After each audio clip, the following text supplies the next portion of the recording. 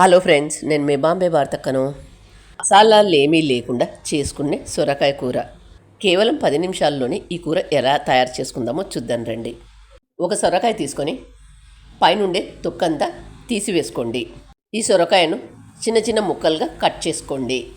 Gas on చేసుకుని ఒక బాండీ పెట్టుకొని అందులో 3 టేబుల్ స్పూన్ల ఆయిల్ వేసుకొని ఆయిల్ వేడైన తర్వాత తాలింపు గింజలు చిటపట్లాడిన తర్వాత మీడియం సైజులో ఉండి ఉల్లిగడ్డ ఒకటి కట్ చేసుకొని వేసుకోండి.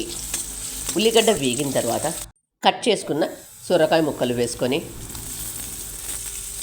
అంతా ఒకసారి బాగా కలుపుకొని ఉప్పు, 1/2 టేబుల్ స్పూన్ పసుపు, 1 టేబుల్ స్పూన్ కారం వేసుకొని 1 నిమిషం పాటు బాగా వేయించుకోండి.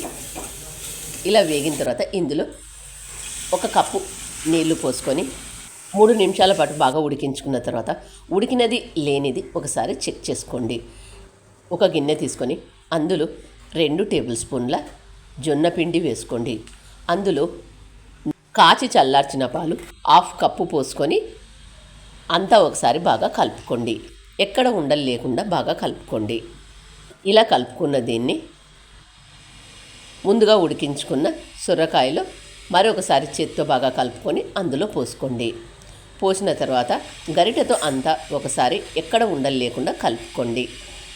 మరొక 2 నిమిషాలు బాగా ఉడికించుకున్న తర్వాత కొద్దిగా కరివేపాకు,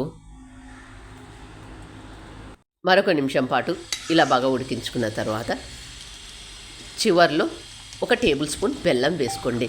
బెల్లం ఇష్టం లేని వాళ్ళు స్కిప్ చెయ్యండి. ఈ సొరకాయ కూర జొన్న రొట్టె, సజ్జ రొట్టె, రాగి రొట్టెలలోకి చాలా బాగుంటుంది.